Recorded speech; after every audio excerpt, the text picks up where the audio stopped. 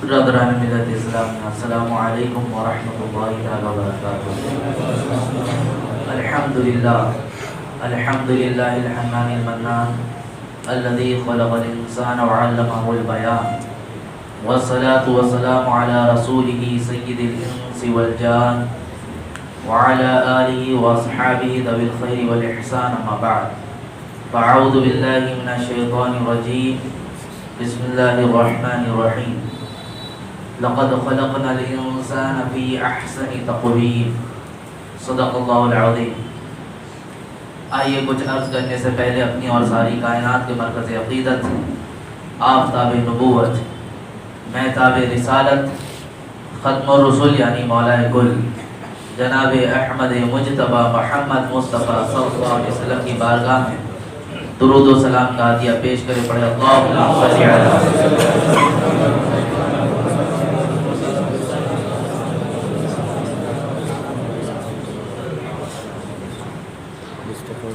صلاۃ و سلام علیک یا رسول اللہ صلی اللہ تعالی علیہ وسلم۔ عزیزان ملت اسلامیہ، اللہ رب العزت کے صفاتی نام کے حوالے سے گفتگو آپ سماعت کر رہے ہیں۔ گفتگو ہماری کہاں سے شروعات ہوئی ہے؟ اگر آپ کے ذہن میں بات ہوگی تو آپ ہماری آئندہ کی آنے والی تمام گفتگو کو یکے بعد دیگرے اچھی طرح سمجھ سکیں گے، اور اگر پیچھے سے تعلقات نہیں ہوں گے تو آپ کو یوں ہی لگے گا کہ بس باتیں یوں ہی چلتی چلی جا رہی ہیں، اور اسماء کا نام حضور صلی اللہ علیہ وسلم کے جس طرح نام ہے صفاتی، اس طرح اللہ رب العزت کے بھی صفاتی نام ہیں۔ تو انہی کے متعلق گفتگو ہے۔ جہاں اللہ رب العزت کو ہم رب اور اللہ کہتے ہیں، وہیں وہ رحمان بھی ہے، رحیم بھی ہے۔ تو بات ہماری عقائد سے متعلق چل رہی ہے کہ مسلمان کہتے کسے ہیں؟ مسلمان وہ ہوتا ہے کہ جو اسلام کو ایکسپٹ کرے، مومن وہ ہوتا ہے جو اس کے ایکسپٹ کرنے کے بعد جو چیزیں اس میں ضروری ہے اس کا یقین رکھے۔ اب کیا کیا چیزیں ضروری ہے؟ اللہ پر ایمان لانا، اللہ پر یقین رکھنا، فرشتوں پر یقین رکھنا، رسولوں پر، کتابوں پر، مرنے کے بعد اٹھائے جانے پر۔ ایک وسیع و عریض یہ موضوع ہمارے سامنے بندھا ہوا ہے۔ تو اللہ رب العزت کے متعلق ہم نے جہاں ذاتیات اور صفات کے اعتبار سے شرک اور بدعت کی بھی گفتگو سماعت کی، وہیں اب صفات کے حوالے سے ہمارا یقین کس قدر ہونا چاہیے کہ رحمان ہے تو اس کے رحمان ہونے کے مراتب کس طرح ہیں وہ آپ نے سماعت کیے، رحیم ہے تو وہ کس طرح ہے۔ تو یہی صفاتی ناموں میں آپ نے پچھلی گفتگو بھی سماعت کی۔ اللہ رب العزت کا ایک صفاتی نام کیا ہے؟ خالق ہونا، خالق پیدا کرنے والا، الخالق، البارئ، المصور۔ یہ تین صفاتی نام پر آج میں آپ کے سامنے گفتگو کروں گا۔ خالق پیدا کرنے والا، باری کہتے ہیں جان ڈالنے والا، اور مصور کہتے ہیں شکل سازی کرنے والا، حیت بنانے والا، کوئی ایک خاص سانچہ ڈال کر اس میں بھیج دینے والا، مصور۔ عزیزان ملت اسلامیہ، انسان کی تخلیق سے قبل بھی اب ایسا نہیں ہے کہ پہلے انسان کو پیدا کیا گیا پھر ساری چیزیں موجود ہو گئی۔ اللہ رب العزت کا فضل ہے کہ اس کی شان اور اس کی ذات ایسی کہ انسان کو پیدا کرنا تھا تو اس نے اپنے ہاتھوں سے، اپنے دستے قدرت سے انسان کو بنایا، ورنہ تو اس کی شان ایسی ہے اگر زمین بنانا ہوتا، آسمان بنانا ہوتا تو وہ صرف کن کہتا، فیکن تیار ہو جاتی۔ انسان کو بھی بنانا ہوتا، وہ کن کہہ دیتا، فیکن تیار ہو جاتا۔ لیکن انسان کی عظمت کہ پہلے اس کا اعلان کیا، انی جاعل فی الارض خلیفہ، میں زمین پر اپنا نائب پیدا کرنے والا ہوں، تاکہ یہاں پتہ چل سکے لوگوں کو کہ جب نائب ہوتا ہے کوئی کسی چیز کا تو اس کے مراتب بھی بلند ہوتے ہیں۔ اللہ اپنا نائب بنا کر بھیج رہا ہے۔ کیوں نائب بنا کر بھیج رہا ہے؟ تاکہ لوگوں کے سامنے وہ اپنی وحدانیت کا اقرار کروا سکیں۔ اللہ رب العزت کا رب ہونا، اللہ ہونا لوگوں کے سامنے یہ چیزیں سامنے آ سکیں۔ اس سے پہلے اللہ تعالیٰ نے جن کی بھی تخلیق فرمائی، وما خلقت الجن والانس۔ قرآن کا ایک اصول ہے، قاعدہ ہے کہ جیسے یہ کہا گیا بلاغت کے اعتبار سے جس کا ذکر پہلے آتا ہے گویا وہ پہلے وجود میں آیا. اب قرآن میں فرمایا کہ وما خلقت الجن والانس، تو پہلے جن کا تذکرہ آیا. تو بات سمجھ میں آتی ہے، خلقت ہم نے، اللہ فرماتا ہے ہم نے جن کو اور انسان کو محض اپنی عبادت کے لیے پیدا کیا. تو پیدائش کا تذکرہ سب سے پہلے جنات کا آیا. تو بات کیا سمجھ میں آئی کہ جن کی تخلیق پہلی بار ہوئی ہے، سب سے پہلی جن کی تخلیق ہوئی. اب جن کی تخلیق ہونے کے بعد زمین نے بھی دیکھ لیا، آسمان نے بھی دیکھ لیا، ساری چیزیں سامنے تھی کہ ان کی تخلیق ہونے کے بعد ان کے معاملات کیا تھے. انہوں نے خون ریزیاں کی، بہت فتنہ فساد کیا، بہت فساد برپا کیا، یہاں تک کہ ان کو پہاڑوں میں، زمینوں میں، سمندروں میں جگہ جگہ انہیں دبا دیا گیا. بہر کہ پھر اللہ رب العزت نے جب دوبارہ ارشاد فرمایا کہ انی جاعل فی الارض خلیفہ، میں زمین پر اپنا نائب پیدا کرنے والا ہوں، تو اب اس پہ اعتراض کر دیا کس نے؟ فرشتوں نے، کہ مولا دن رات شب و روز تو ہم تیری عبادت کرتے ہیں، حقدار تو یہ ہونا چاہیے کہ تو ہمیں اپنا نائب بنائے. تو ایسوں کو نائب بنائے گا کہ جن کے بارے میں فرمایا گیا کہ وہ نیابت کے ساتھ ساتھ زمین پر خون ریزیاں کریں گے، ساری چیزیں کریں گے. اللہ نے فرمایا انی عالم ما لا تعلمون. یہ ساری باتیں آپ اچھی طرح جانتے ہیں. عزیزان مکرم، تخلیق کا سلسلہ جو تیار ہوا وہ یہ کہ اللہ رب العزت نے جب یہ اعلان فرمایا اور یہ کہہ دیا میں جو جانتا ہوں تم نہیں جانتے. اب حضرت جبرائیل کو حکم ہوا کہ جاؤ مٹی اٹھا کر لے کر آؤ. حضرت جبرائیل آئے اور زمین کے پاس آ کر مٹی لینا ہی چاہتے تھے. زمین نے رونا شروع کر دیا، گڑ گڑانا شروع کر دیا کہ تم مجھ سے میرے حصے کو مت لو، کیونکہ اس سے جو چیز بننے والی ہے وہ اللہ رب العزت کی نافرمانی کرے گی. بہت رونے لگی، گڑگڑانے لگی. حضرت جبریل کو رحم آیا اور دوسری بات یہ کہ کوئی ایسی چیز بنے جو اللہ کی نافرمانی کرے تو یہ اچھا نہیں ہوگا. بہرکیف ان کے دل میں یہ رحم آیا اور وہ اللہ کی بارگاہ میں چلے گئے اور جا کر کہنے لگے مولا زمین کے پاس میں گیا اور اس نے ایسی ایسی باتیں کی. پھر اللہ رب العزت نے حضرت میکائیل کو حکم دیا کہ میکائیل تم جاؤ، تم جانے کے بعد وہاں سے مٹی لے کر آنا. حضرت میکائیل گئے، وہ بھی وہاں زمین کے پاس جیسے ہی مٹی لینا چاہا زمین نے پھر رونا گڑ گڑانا شروع کر دیا. اب زمین نے پھر جب اپنی بات رکھی کہ ایسے کو میرے پاس مجھ سے بھیجیں گے اور یہاں پیدا کریں گے جو زمین پر خون ریزیاں کرے گا. عزیزان ملت اسلامیہ، یہاں ایک بات میں بتا دوں آپ کو رک کر، زمین کا بننا ہو، آسمان کا شامیانہ تانا گیا ہو، چاند سورج جو بھی چیز بنائے گئے ہوں، ایک بڑی حدیث ہے جس میں آپ دیکھیں گے کہ اللہ رب العزت نے اپنے نور سے ربی پاک صلی اللہ علیہ وسلم کے نور کو پیدا کیا. پھر اس کے بعد اس نور سے کئی حصے ہوئے اور سب سے آسمان بنا، زمین بنا، لوح بنا، کرسی بنا، ساری چیزیں تخلیق میں آئیں. اب مجھے بتائیں جس نور کے حصہ زمین ہے اور زمین کو یہ بات پتا ہے کہ انسان مجھ پر آئے گا، خون ریزی کرے گا، تو جو نور بذات خود ہمارے درمیان اترا کیا اسے غیب کی خبریں معلوم نہ ہوگی؟ کیا اسے غیب کی خبر نہ ہوگی؟ عزیزان ملت اسلامیہ، زمین کا یہ معاملہ تھا. حضرت میکائیل بھی واپس چلے گئے. اب حضرت اسرائیل کو حکم، اسرائیل تم جاؤ. حضرت اسرائیل گئے. زمین چیختی رہی، چلاتی رہی، ساری چیز کرتی رہی، لیکن حضرت اسرائیل جہاں انہوں نے یہ کہا تھا کہ خون ریزی ہوگی، ساری چیز ہوگی، حضرت اسرائیل نے کہا اللہ جانتا ہے بہتر کیا ہے، مجھے اس کے حکم پر عمل کرنا ہے. جگہ جگہ سے آپ مٹیاں وہاں سے اٹھاتے رہے. یہی وجہ ہے کہ کہیں سے سفید مٹی، کہیں سے گیہوں کلر، کہیں سے کالی مٹی، سب اٹھاتے ہیں. انسان کی شکلیں آج دیکھ لیں، کوئی بہت گورا ہوتا ہے تو کوئی سانولا بھی ہوتا ہے، کوئی گیہوں کلر کا ہوتا ہے، سارے کلر کے لوگ موجود ہوتے ہیں آپ کے درمیان. تو وہ مٹی اٹھائی گئی، مٹی لے کر آئے، اللہ کی بارگاہ میں پیش کر دیا. جنت سے پانی منگایا گیا. وہ پانی ایک لمبی حدیث ہے یہ بھی، جنتی پانی سے اور اس مٹی کو گوندھا گیا. گوندھنے کے بعد اللہ رب العزت نے اپنے دستے قدرت سے چہرے کو تشکیل دیا. یہ چہرہ مبارک، زمین کو بنانا تھا تو کن کہا فیکن تیار، آسمان کو بنانا تو صرف حکم ہے، لیکن یہاں اللہ رب العزت چہرے کو اپنے دستے قدرت سے بنا رہا ہے.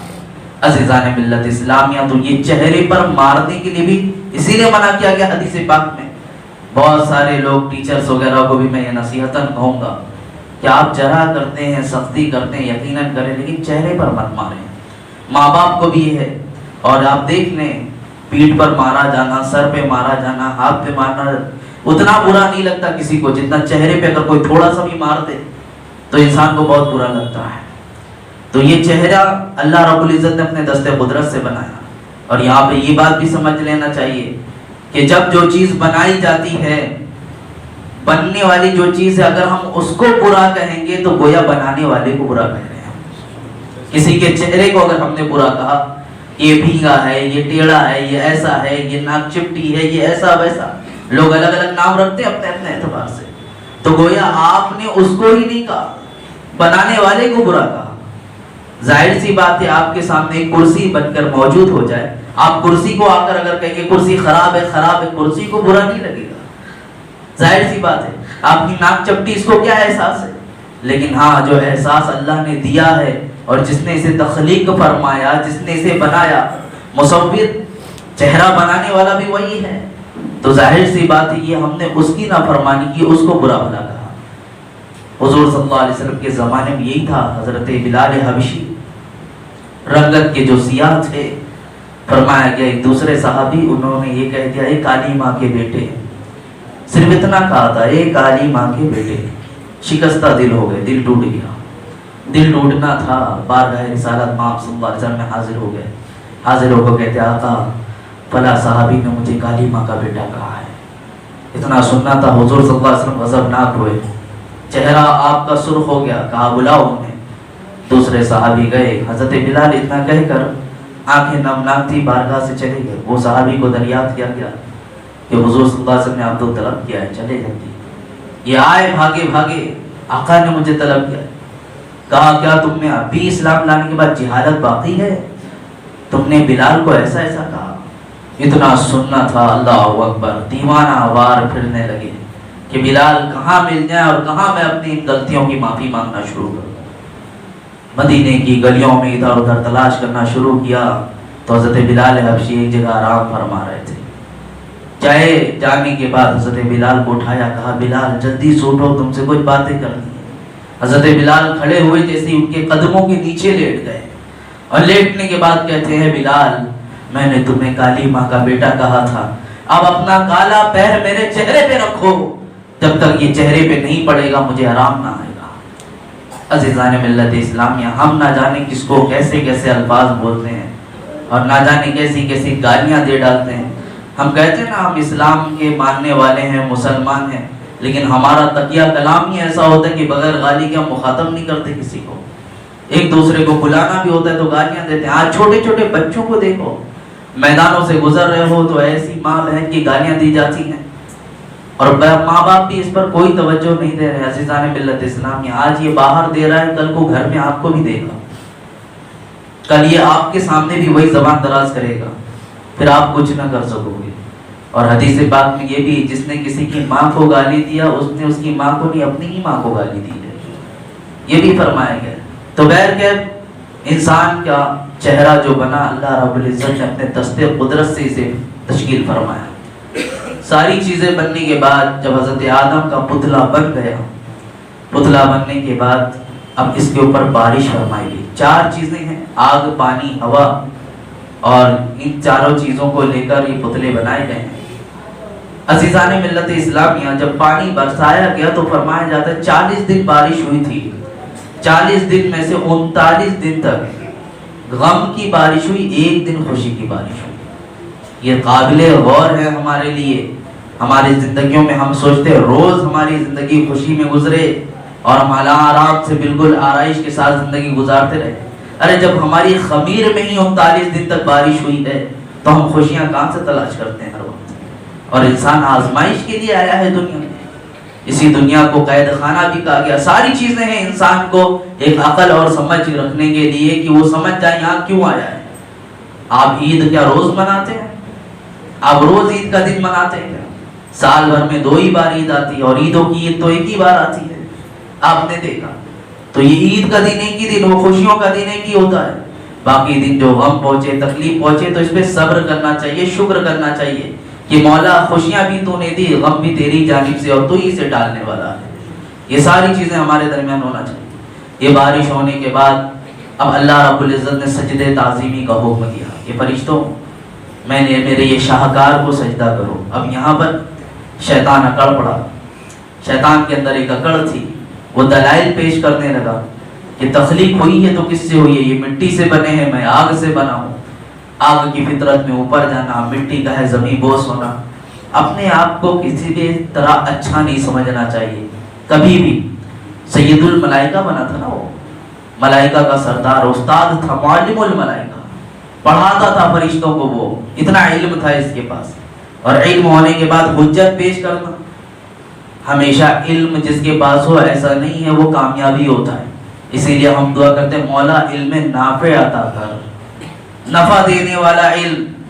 ضروری نہیں ہے علم آ جائے تو انسان کامیاب ہی ہو جائے گا, کیونکہ کچھ لوگ ایسے ہوتے ہیں جو اپنے علم کی بنا پر گمراہ بھی ہو جاتے ہیں. اور حضرت امام غزالی علیہ الرحمہ فرماتے ہیں کہ علم اگر کسی کے اندر آ جائے تو دو چیزوں میں سے ایک باہر آ جاتی ہے. دو چیزیں ہوتی ہیں انسان میں سے, دو میں سے ایک, یا تو اس کے اندر تکبر ہوگا یا تو اس کے اندر عاجزی انکساری ہوگی. بہت زیادہ جھک کر, بہت زیادہ انکساری کے ساتھ وہ لوگوں سے باتیں کرے گا. لیکن جب علم آ جاتا ہے تو دونوں میں سے ایک چیز باہر آ جاتی ہے. شیطان کے اندر وہی تھا, اس کے اندر تکبر تھا, اپنے آپ کو بڑا سمجھنا تھا. وہ باہر آ گیا کہ میں سجدہ نہیں کروں گا. بہرکیف فرشتے ارد گرد گھومنے لگے, سجدہ وغیرہ سب ہوا. اب یہ شیطان چونکہ یہ کھنس تھی, اب وہ حضرت آدم علیہ السلام کی طرف دیکھ کر اس نے تھوک دیا. اب تھوکنا تھا, وہ تھوک آ کر کہا جاتا ہے پیٹ کے پاس پڑا. چونکہ مٹی سے بنے ہوئے تھے تو مٹی کے اندر ایک صلاحیت یہ بھی ہوتی ہے, وہ گیلی چیز کو جذب کرتی ہے. مٹی کے اندر ایک یہ صلاحیت ہوتی ہے. تو مٹی جیسی جذب کرنا شروع کر دی. اب اللہ رب العزت نے کہا یہ شیطان کا تھوک ہے, یہ مردود ہو چکا ہے, اس نے سجدہ نہیں کیا, بارگاہ سے بھگا دیا گیا, اس کے تھوکوں کو بھی وہاں سے نکالو. تو حضرت جبریل کو حکم ہوا, جب تھوک کو ہٹانے لگے تو ساتھ میں مٹی بھی آ گئی, کیونکہ مٹی بھی نم ہو چکی تھی. اب اس مٹی کو جو نکالا گیا, چونکہ اس کے اندر اللہ رب العزت نے زمین کے ہر کونے سے اسے پکایا اور جنت کا پانی ملا کر گوندھا گیا. اب اس کے اندر ایک آزمائش کیا آ گئی, ایک اس کے اندر آمیزش یہ ہو گئی کہ شیطان کا تھوک بھی مل گیا. تو اللہ نے حکم دیا جبریل کو, جبریل کوئی چیز بنا ڈالو. تو حضرت جبریل نے اسے کتا بنایا. کتا آج جو انسان سے انسیت رکھتا ہے نا, محبت کرتا ہے, وفاداری دکھاتا ہے, وہ ہماری مٹی سے ہی بنا ہے. اور یہی کتے کے بارے میں فرمایا گیا کہ کتے کا لعاب جو ناپاک ہوتا ہے, اس کی سب سے بڑی حکمت یہی ہے کہ وہ شیطان کے تھوک سے بنا ہے, اس لیے اس کا لعاب ناپاک ہے. کتے کی باڈی آپ مسئلہ بتا دے تو بہت سارے لوگ کتا ٹچ ہو گیا جا کے کپڑا چینج کر کے آ جاتے ہیں فوراً, بہت زیادہ بچ بچ کے چلتے ہیں. مسئلہ کیسا ہے سماعت کر لیں آپ, کہ اگر کتا پورا گیلا ہو گیا ہے بارش میں بھیگ کر یا دیگر چرا, اب وہ آپ سے ٹچ ہو کر جاتا ہے تو اب آپ کے لیے بنتا ہے کہ آپ اپنے کپڑے کو چینج کر لیں. اگر اس کی باڈی سوکھی ہے, کچھ نجاست نہیں لگی ہے, بچنا تو چاہیے. اب اس کا مطلب نہیں گود میں لے کے کھلانا شروع کرتے ہیں, اس کا مطلب یہ نہیں بتا رہا ہوں کہ کبھی ٹچ ہو جائے تو اس کو دیکھیں. اگر وہ گیلا ہے, گٹر میں بیٹھتا ہے, ادھر ادھر بیٹھتا ہے تو وہاں پہ دیکھا جائے گا, ورنہ اس کا لعاب ناپاک ہے. تو کتے کا لعاب ناپاک ہونے کی وجہ کیا ہے؟ کیونکہ شیطان کے وہ تھوک سے بنا ہے, رات بھر سوتا نہیں ہے. اس کی وجہ یہ بتائی کیونکہ فرشتوں کو نیند نہیں آتی, اس لیے کتا بہت کم سوتا ہے اور انسانوں سے محبت اس لیے کرتا ہے کیونکہ وہ انسان کی مٹی سے بنا ہے. حضرت آدم کی مٹی سے بنایا گیا. عزیزان ملت اسلامیہ, یہ ساری چیز ہوئی. اب جب روح کو ڈالنے کی بات آئی تو چونکہ مٹی کا کوئی بھی گھروندا آپ بنائیں, اس کے اندر آپ جھانک کر بھی دیکھیں, مٹکا بھی چیز ہو یا سرائی ہو, آپ اندر دیکھیں گے تو اندھیرا نظر آتا ہے. دیکھتے کہ اندھیرا نظر آتا ہے اس میں. حضرت آدم کے اندر جب روح ڈالنا تھا تو روح کو جیسے ہی ڈالنے لگے, حضرت آدم کے اندر روح جانے سے واپس آ گئی اس پتلے کے اندر. کیوں؟ کیونکہ بہت اندھیرا تھا. پھر اللہ رب العزت نے آپ کی پیشانی میں نور محمدی رکھا. جب نور محمدی رکھا گیا صلی اللہ علیہ وسلم, تب اب وہ نور کے آنے کے بعد اس جسم کے اندر بھی اجالا ہوا, اس پتلے میں بھی اجالا ہوا. اب حضرت آدم علیہ السلام کے روح کو جب اندر ڈالا گیا تو اس نے استقرار پایا, اس نے قرار پا لیا. تو انسان کی تخلیق اس طرح ہوئی عزیزان ملت اسلامیہ. اس کے آگے کا مرحلہ آپ نے بارہا سماعت کیا کہ انسان کی تخلیق میں حضرت آدم سب سے اول ہیں، پھر جنت میں گئے، جنت کے مرحلے کیا ہوئے، میں اس پر تذکرہ نہیں کرنا چاہتا. بات یہاں سے شروع کر رہا ہوں کہ انسان بنا کہاں سے، انسان بنا کہاں سے اور بنا کیسے. تو یہ آپ نے سماعت کیا اللہ رب العزت ہمارا خالق ہے، اور اس کی تخلیق کے جو کارنامے ہیں وہ یہیں پر محدود نہیں. آج بھی انسان دیکھ لے، نہ جانے کتنے لوگ ریسرچ کر رہے ہیں. پھولوں کو ہمارے سامنے دیکھ لو، درختوں میں طرح طرح کے پھول نکلتے ہیں. درخت ایک ہی ہے لیکن کہیں پر سفید پھول نکلے ہوئے ہیں، کہیں پر لال پھول نکلے ہوئے ہیں. ایک ہی درخت ہے، لوگوں نے ٹہنیوں کو پھاڑ پھاڑ کے دیکھ لیا کہ اندر کوئی سی ایسی چیز موجود ہے جس سے اس کے اندر کلر آتا ہے، رنگ آتا ہے. کچھ بھی نہیں ملا.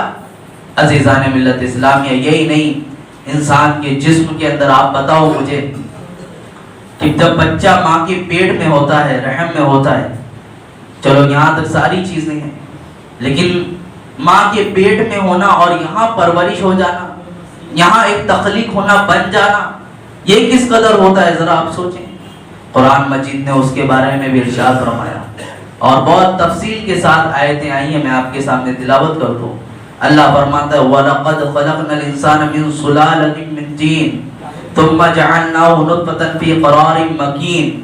اللہ فرماتا ہے اور بے شک ہم نے انسان کو چنی ہوئی مٹی سے بنایا، پھر اس کو ایک مضبوط ٹھہراؤ میں پانی کی بوند بنایا. امبریالوجی غالباً بولا جاتا ہے اسے، جو یہ بچوں کے متعلق ڈاکٹری کرتے ہیں کہ بچوں کی نشو و نما کس طرح ہوتی ہے، کیا ہوتا ہے. قرآن مجید نے جو فرمایا کہ من سلالۃ من طین، سلالہ کہتے ہیں بہت سارے تعداد میں سے کسی ایک کا چنا ہوا، وہاں اس سے بننا، کسی ایک سے چنا ہوا.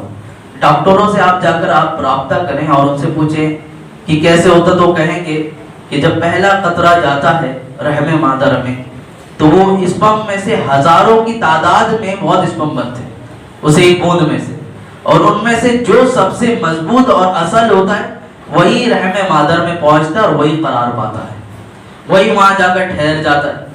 عزیزان ملت اسلام میں ٹھہرنے کے بعد پھر حالت کیا ہوتی ہے؟ کہا کہ جس طرح ایک چگم ہوتا ہے کہ وہ چپکنے جیسی چیز ہوتی ہے، کہا گیا کہ ماں کے پیٹ میں جب وہ پہنچتا ہے نطفہ تو ایک چگم کی طرح ہی ہو جاتا ہے، وہ چپک جاتا ہے. قرآن نے اس کا بھی ذکر کیا ثم خلقنا النطفة علقة. کیا کہا قرآن نے؟ پھر ہم نے اس پانی کی بوند کو جمع ہوا خون بنا دیا. پانی کی بوند کو جمع ہوا خون بنا دیا. جمع ہوا خون بننے کے بعد پھر کہا جاتا ہے کہ اس کے اندر ایک ایسی حالت آتی ہے کہ سب سے پہلے 3 مہینے کا جب مرحلہ اس کے اندر گزرتا ہے، ایک مرحلہ تو کان بننا، اور جس طرح ایک لمبے ربڑ کو کھینچ کر دانتوں سے دبا دیا جائے تو ایک کھڈے کھڈے کھڈے نکلتے ہیں. تو کہا کہ جس طرح ریڑھ کی ہڈی کی تشکیل ہوتی ہے، آپ دیکھتے ہوں گے، آپ سونوگرافی وغیرہ کراتے ہیں تو اس میں دیکھتے ہیں وہ نشان نظر آتا ہے بتا. تو یہ ساری چیزیں آپ سونوگرافی کرائیں گے، ساری چیزیں کرائیں گے تب آپ کو سمجھ میں آئے گی. لیکن قرآن پہلے ہی بتا رہا ہے. قرآن کی عظمت یہ ہے کہ پہلے ہی ساری چیزیں یہاں ذکر کر دی گئی، کس مرحلے سے کب گزرے گا، کب گوشت چڑھتا ہے، پھر کب گوشت آتا ہے، کب ہڈیاں اس کی مضبوط ہوتی، ساری چیزیں اس میں ذکر کر دی گئی. عزیزان ملت اسلامیہ، اللہ رب العزت نے انسان کی تخلیق جس طرح فرمائی، اگر اس تخلیق پر یقین ہو جائے تو مرنے کے بعد جو قبر میں جانے کا عقیدہ کمزور ہے یہ بھی مضبوط ہو جائے گا، یہ بھی مضبوط ہو جائے گا انسان کا.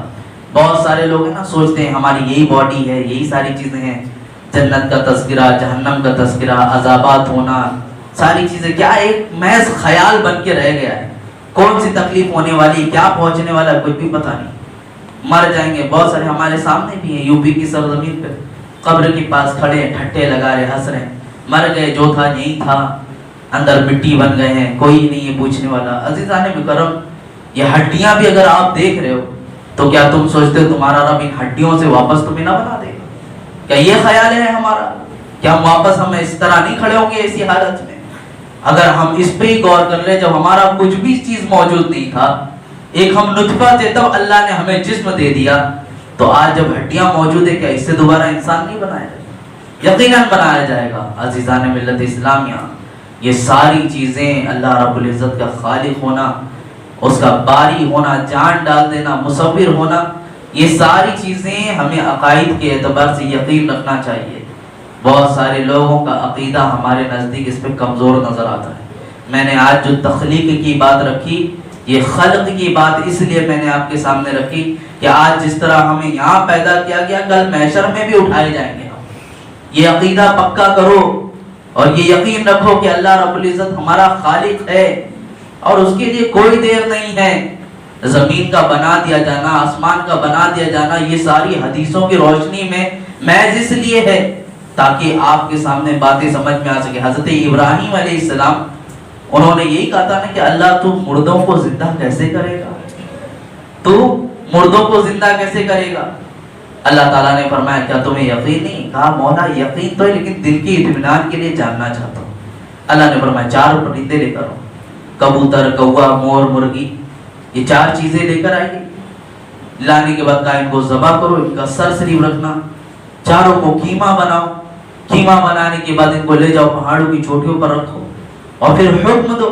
انہوں نے ویسا ہی کیا، قیمہ بنایا، سارے کے گوشت ملا دیے اور تھوڑے تھوڑے ملے ہوئے لے آیا کہ 4 چوٹیوں پر رکھ دیے، چاروں طرف رکھنے بعد اب حکم دیا کہ اللہ کے حکم سے زندہ ہو جا۔ سب طرف سے دیکھتے ہیں کہ ابھی اپنی اپنی جگہ وہ گردنیں موجود ہے، جہاں جہاں سے گوشت رکھا تھا ہر ایک کا گوشت وہاں سے اڑ اڑ کر آ کر پرندوں میں لگ رہا ہے۔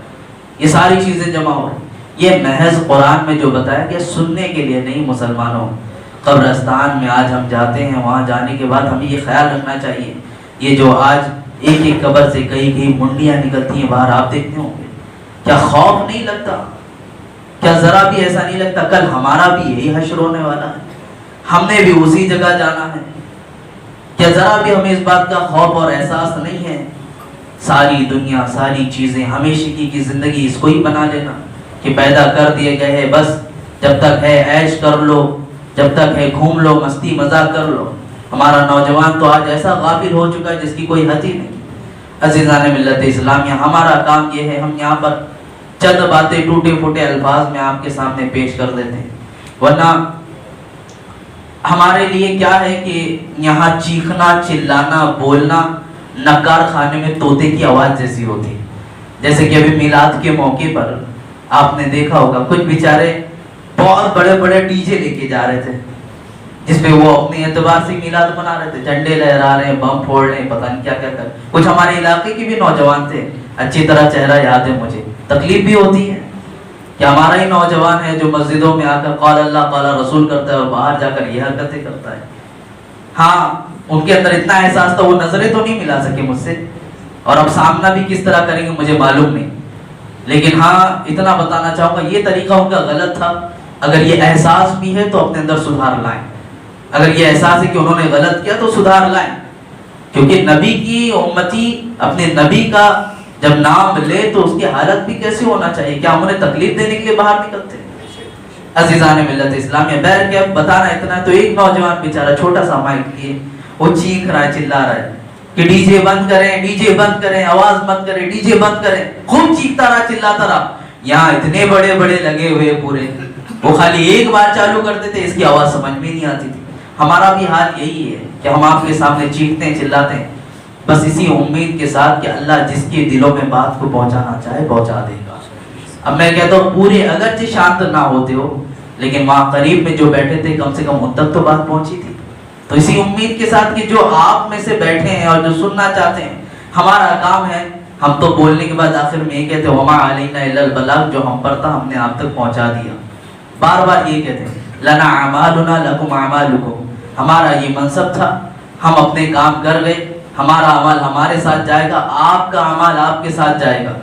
تو عزیزان ملت اسلامیہ، اللہ رب العزت کے خالق ہونے کا تصور اچھی طرح رکھیں۔ جب ہمارا کوئی وجود نہیں تھا، ہم ایک محض ایک بوند پانی کی شکل میں تھے، تو اللہ نے ہمیں پورا جسم دے دیا، ہڈیاں بنا دی، چہرہ بنا دیا، نقش و نگار کر دیا، ساری چیزیں ہو گئی، تو کیا مرنے کے بعد ہم دوبارہ نہیں اٹھائے جائیں گے؟ اس چیز کو اچھی طرح تصور میں رکھیں، اور جب بات آئے گی عقائد میں آخرت کی تو انشاءاللہ اس پر بھی تفصیلی کے ساتھ گفتگو کروں گا۔ اللہ رب العزت ہم سب کو کہنے سننے سے زیادہ عمل کی توفیق عطا فرمائے۔ اے پاک پروردگار عالم، جو کچھ کہا، جو کچھ کہنے سے رہ گیا، تو علیم و خبیر ہے، سب کو نعلین مصطفیٰ صلی اللہ علیہ وسلم کے صدقے تو فعل قبول و مقبول فرما۔ مولا یہاں جتنے لوگ بیٹھے ہیں، ہم سب کو اٹھنے سے پہلے بخشوں میں شمار عطا فرما۔ مالک مولا، تیری بارگاہ میں التجا اور دعا ہے مولا، تو خالق ہے مولا، تو نے ہمیں یہاں پیدا کیا مولا، جس طرح عزت کے ساتھ تو نے زندگی دی، عزت کے ساتھ موت بھی عطا فرما، اور عزت کے ساتھ حشر میں ہمیں آنے کی توفیق عطا فرما، عزت والا حشر عطا فرما، تیرے حبیب کا صدقہ نصیب فرما، لواء الحمد کا سایہ نصیب فرما، نبی پاک کی شفاعت صغرا اور کبرا نصیب فرما، مولا تعالیٰ ان کے ہاتھ سے جام کوثر نصیب فرما، میزان پر ان کی حمایت نصیب فرما، پل صراط پر سلم سلم کی صدائیں نصیب فرما۔ اے پاک پروردگار عالم، تیری بارگاہ میں التجا اور دعا ہے مولا، جب تک جیے ایمان پر زندہ رکھ، جب موت آنی ہو تو ایمان پر ہی موت نصیب فرما۔ استغفر اللہ ربی من کل ذنب واتوب الیہ، وصلی اللہ تعالی علی خیر خلقہ محمد وآلہ وصحبہ اجمعین۔ اعلانات سے سماعت کرتے ہیں۔ ایک صاحب